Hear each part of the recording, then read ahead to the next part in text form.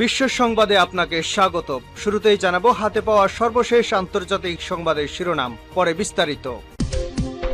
জানিয়ে দেব এই মুহূর্তে হাতে পাওয়া সর্বশেষ গুরুত্বপূর্ণ আন্তর্জাতিক সংবাদ। ইরান ইসরায়েল ফিলিস্তিনি ত্রিমুখী যুদ্ধ চলছে। এবার ইসরায়েলি ঘাঁটিতে সরাসরি আঘাত হেনেছে ফিলিস্তিনি সশস্ত্র গোষ্ঠী। ইসরায়েলের রামিয়া সামরিক ঘাঁটি লক্ষ্য করে রকেট হামলা চালিয়েছে লেবাননের শক্তিশালী সশস্ত্র গোষ্ঠী হিজবুল্লাহ। এসব রকেট ও কামানের গোলা এই ঘাঁটিতে সরাসরি আঘাত হেনেছে বলে লেবাননের জাতীয় বার্তা সংস্থা নিশ্চিত করেছে। এবারে জানাবো ইউক্রেনের দ্বিতীয় বৃহত্তম শহরের দিকে এগিয়ে যাচ্ছে রাশিয়া। জানাবো আফগানিস্তানের উত্তরাঞ্চলে আকস্মিক বন্যায় নিহতের সংখ্যা বেড়ে 153 জনে দাঁড়িয়েছে। শনিবার দেশটির স্বরাষ্ট্র মন্ত্রণালয় এ তথ্য জানিয়েছে। এদিকে দক্ষিণ গাজা রাফা শহর থেকে প্রায় 3 লাখ ফিলিস্তিনি অন্যত্র সরে গেছে। সোমবার স্থল অভিযানের উদ্দেশ্যে ইসরায়েল সরে যাওয়ার নির্দেশনা দেওয়ার পর থেকেই অসহায় ফিলিস্তিনিরা এ শহর থেকে পালিয়ে যেতে থাকে। জানিয়ে দেব স্বৈরাচারের বিরুদ্ধে লড়াইয়ের বার্তা দিলেন কেজরিওয়াল। জেল থেকে মুক্তি পাওয়ার পরই তিনি এ বার্তা দিয়েছেন। এবং সর্বশেষ জানাবো ফিলিস্তিনের অধিকার বাড়ানো এবং সদস্য হিসেবে গ্রহণের আহ্বানের প্রতিবাদে শুক্রবার সাধারণ পরিষদে জাতিসংঘ সনদের একটি অনুলিপি কেটে ফালি ফালি করেছে জাতিসংঘের ইসরায়েলি রাষ্ট্রদূত গিলান এরদান। এতক্ষণ শিরোনাম শুনছিলেন, এবার বিস্তারিত। প্রিয় দর্শক, আপনি যদি এই চ্যানেলে নতুন হয়ে থাকেন, ভিডিওটি দেখতে দেখতে চ্যানেলটি সাবস্ক্রাইব করে আমাদের সঙ্গেই থাকুন। আর এই ভিডিও সম্পর্কে আপনি আপনার মূল্যবান মতামতটি কমেন্ট বক্সে জানিয়ে দিন। আর হ্যাঁ প্রিয় দর্শক, জানিয়ে দিন ভিডিওটি কোথা থেকে দেখছেন। ইসরায়েলি ঘাঁটিতে সরাসরি আঘাত ফিলিস্তিনি সশস্ত্র গোষ্ঠীর। ইসরায়েলের রামিয়া সামরিক ঘাঁটি লক্ষ্য করে রকেট ও কামান হামলা চালিয়েছে লেবাননের শক্তিশালী সশস্ত্র গোষ্ঠী হিজবুল্লাহ। এসব রকেট কামানের গোলা ওই ঘাঁটিতে সরাসরি আঘাত এনেছে বলে জানিয়েছেন লেবাননের জাতীয় বার্তা সংস্থা। শনিবার সকালে এ হামলা চালায় হিজবুল্লাহ।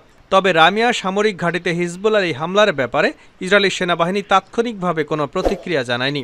গতকাল লেবাননের দক্ষিণাঞ্চল লক্ষ্য করে ব্যাপক বিমান হামলা চালায় দখলদার ইসরায়েলি বাহিনী। এর পরের দিনই ইসরায়েলি ঘাঁটিতে আঘাত হেনেছে হিজবুল্লাহ যোদ্ধারা। শুক্রবার চালানো ইসরায়েলি বিমান হামলায় আঘাত হানে একটি মোবাইল ফোন ট্রান্সমিশন সাইটে, যেটি লেবাননের তয়ার হারফাতে অবস্থিত। ওই হামলায় একজন প্যারামেডিক এবং রক্ষণাবেক্ষণের দায়িত্বে থাকা এক কর্মী প্রাণ হারিয়েছেন। ওই হামলার পরই প্রতিশোধ নিতে হিজবুল্লাহ যোদ্ধারা ইসরায়েলের সামরিক ঘাঁটিতে আঘাত এনেছে বলে ধারণা করা হচ্ছে। হিজবুল্লাহ জানিয়েছে তারা ইসরায়েলের একটি নজরদারি ক্ষেপণাস্ত্রে হামলা চালিয়েছে এবং তাদের চালানো হামলায় সরাসরি আঘাত এনেছে। গত বছরের 7 অক্টোবর ফিলিস্তিনি সশস্ত্র গোষ্ঠী হামাস এবং ইসরায়েলের মধ্যে যুদ্ধ শুরু হয়। এর পরের দিন থেকে ইসরায়েলের উপর হামলা চালানো শুরু করে হিজবুল্লাহ। দখলদার ইসরায়েলি সেনারা যেন গাজার পাশাপাশি লেবানন সীমান্তেও ব্যস্ত থাকে, সেজন্য হিজবুল্লাহ ইসরায়েলি অবকাঠামো লক্ষ্য করে হামলা চালানো অব্যাহত রাখে। যদিও হিজবুল্লাহ এখনও ইসরায়েলের বিরুদ্ধে সরাসরি যুদ্ধের ঘোষণা দেয়নি, তবে যে কোনো সময় লেবানন ইসরায়েল সীমান্তে বড় যুদ্ধ বেঁধে যেতে পারে বলে আশঙ্কা করছেন অনেকেই। ইউক্রেনের দ্বিতীয় বৃহত্তম শহরের দিকে এগিয়ে যাচ্ছে রাশিয়া। ইউক্রেন যুদ্ধে নতুন করে অগ্রসর হতে শুরু করেছে রাশিয়া। রুশ সেনারা ইউক্রেনের দ্বিতীয় বৃহত্তম শহর খার্কিভে সাঁজোয়া বহর নিয়ে এগিয়ে যাচ্ছে। গতকাল শুক্রবার আকস্মিক এই অভিযান শুরু করে মস্কো। এর আগেও ইউক্রেন যুদ্ধের শুরুর দিকে একবার খার্কিভের দখল নিয়েছিল রুশ সৈন্যরা। তবে ইউক্রেনের প্রবল প্রতিরোধের মুখে সে সময় শহরটি ছেড়ে পিছু হটতে বাধ্য হয় মস্কো। বার্তা সংস্থা রয়টার্সের খবরে বলা হয়েছে, এতদিন রাশিয়া ইউক্রেনের দক্ষিণ এবং পূর্ব দিকের অঞ্চলগুলোতে অভিযান চালালেও পুতিন এবার নতুন ফ্রন্ট খুলতে চাচ্ছেন।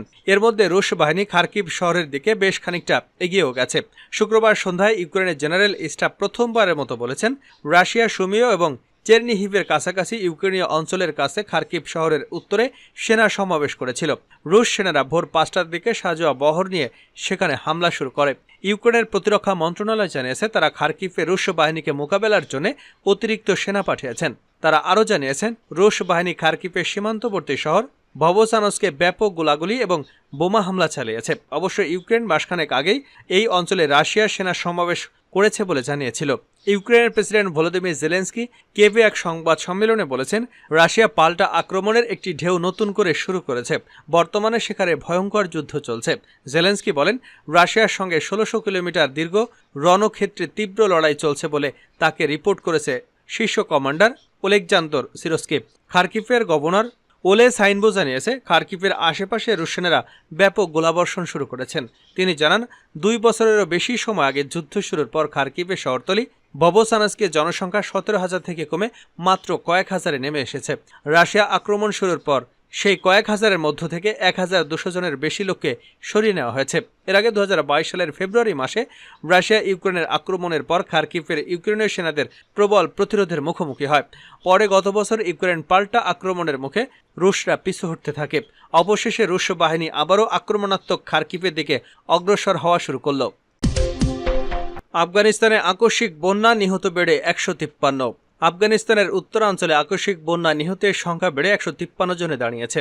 শনিবার দেশটির স্বরাষ্ট্র মন্ত্রণালয় এ তথ্য নিশ্চিত করেছে। সংস্থাটির মুখপাত্র আব্দুল মতিন কানি বলেছেন, উত্তরাঞ্চলের বাগলান, তাখার এবং বাদাকশানে বন্যার ঘটনায় আহত হয়েছেন অন্তত 138 জন। উদ্ধার কাজে সহায়তার জন্য এর মধ্যে হেলিকপ্টার পাঠিয়েছে তালেবান সরকার। এর আগে বিভিন্ন স্থান থেকে বেসামরিক নাগরিকদের আটকে পড়ার খবর আসে। বিশ্ব স্বাস্থ্য সংস্থা জানিয়েছে, বন্যায় অসংখ্য মানুষ গৃহহীন হয়ে পড়েছে, ভেঙে পড়েছে যাতায়াত ব্যবস্থাও। তাছাড়া পানি সরবরাহ ব্যবস্থাও মারাত্মক এবং নেতিবাচক প্রভাব পড়েছে। বিশ্ব স্বাস্থ্য সংস্থা আফগানিস্তান অফিস জানিয়েছে, বন্যায় ক্ষয়ক্ষতির পরিমাণ অনেক, ঘটেছে হতাহতের ঘটনাও। সংস্থাটি জানিয়েছে, বন্যা কবলিত স্থানে চিকিৎসা দিতে দল পাঠানো হয়েছে। বন্যার কারণে বেশ কিছু স্বাস্থ্যকেন্দ্র ক্ষতিগ্রস্ত হয়েছে বলেও জানানো হয়েছে। এর আগে দেশটির প্রাদেশিক দুর্যোগ ব্যবস্থাপনা প্রধান কর্মকর্তা হেদায়ুল্লাহ হামদাদ জানিয়েছেন, মৌসুমি ভারী বৃষ্টিপাতের কারণেই বন্যা পরিস্থিতি তৈরি হয়েছে। এমন পরিস্থিতি হতে পারে এ বিষয়ে স্থানীয় লোকজন আগে থেকেই প্রস্তুত ছিল না। শেষ নিরাপদ স্থান থেকেও সরিয়ে দেওয়া হচ্ছে গাজাবাসীকে। দক্ষিণ গাজায় রাফা শহর থেকে প্রায় 3 লাখ ফিলিস্তিনিকে অন্যত্র সরে গেছে। সোমবার স্থল অভিযানের উদ্দেশ্যে ইসরায়েল সরে যাওয়ার নির্দেশনা দেওয়ার পর থেকেই অসহায় ফিলিস্তিনিরা এ শহর থেকে পালিয়ে যেতে থাকে। এক বিবৃতিতে ইসরায়েলি সেনাবাহিনী জানিয়েছে, এখন পর্যন্ত প্রায় 3 লাখ গাজাবাসীকে রাফা থেকে আল মাওসি শহরে মানবিক অঞ্চলের দিকে ঠেলে দেওয়া হয়েছে। এর আগে শুক্রবার জাতিসংঘ জানিয়েছিল, 6 মে থেকে 1 লাখেরও বেশি মানুষ রাফা থেকে পালিয়েছে। তারও আগে শনিবার ইসরায়েলের সামরিক বাহিনী পূর্ব রাফা এবং উত্তর গাজা থেকেও স্থানীয় বাসিন্দাদের সরে যাওয়ার নির্দেশনা দিয়েছিল।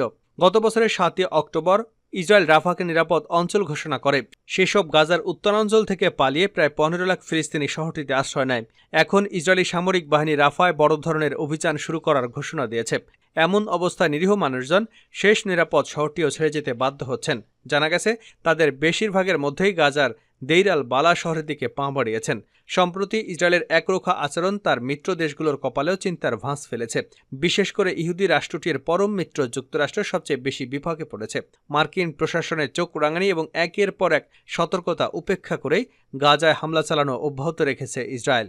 বুধবার ইসরায়েলকে সতর্ক করে দিয়ে মার্কিন প্রেসিডেন্ট জো বাইডেন বলেছিলেন, গাজায় অন্যান্য অঞ্চলে মার্কিন বোমা নিক্ষেপের ফলে বেসামরিক মানুষ নিহত হয়েছে। এখন ইসরায়েলি সেনাবাহিনী যদি রাফায় হামলা চালায় তবে আমি অস্ত্র সরবরাহ বন্ধ করে দেব।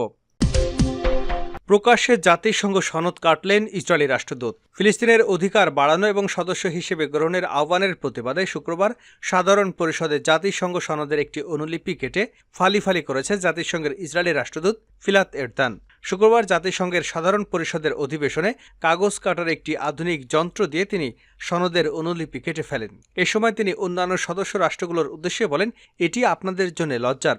জাতিসংঘের ফিলিস্তিনকে অতিরিক্ত অধিকার দেওয়ার ভোটের আগে তিনি এর প্রতিবাদ করেন। জাতিসংঘের সাধারণ পরিষদ ফিলিস্তিনের সদস্যপদ পুনর্বিবেচনা করার জন্য গত 18 এপ্রিল ভোটের আয়োজন করে। একটি আবেগঘন বক্তৃতায় জাতিসংঘের ফিলিস্তিনি রাষ্ট্রদূত রিয়াদ মনসুর ভোটকে ঐতিহাসিক এবং গুরুত্বপূর্ণ বলে অভিহিত করেছেন। তবে ফিলিস্তিনের বিষয়ে পুনর্বিবেচনায় ক্ষুব্ধ প্রতিক্রিয়া ব্যক্ত করেছে ইহুদিবাদী ইসরায়েল। রাষ্ট্রদূত এরদান ভোটের আগে মঞ্চ থেকে বক্তব্য রেখে জাতিসংঘের সনদকে টুকরো টুকরো করে অন্য সদস্যদের নিজ হাতে জাতিসংঘের সনদ কাটার জন্য আহ্বান জানায়। এ সময় তিনি বলেন, হ্যাঁ আপনি এটাই করছেন, জাতিসংঘের সনদ ছিন্ন করা লজ্জা করেন আপনার। তিনি পরে বলেন, ফিলিস্তিনকে জাতিসংঘে নেওয়া হলে এমন একটি সত্তাকে রাষ্ট্রের অধিকার দেওয়া হবে যা সন্ত্রাসীদের দ্বারা নিয়ন্ত্রিত। শিশু হত্যাকারী হামাস ধর্ষকদের বাহিনীকে প্রতিষ্ঠিত করা হবে।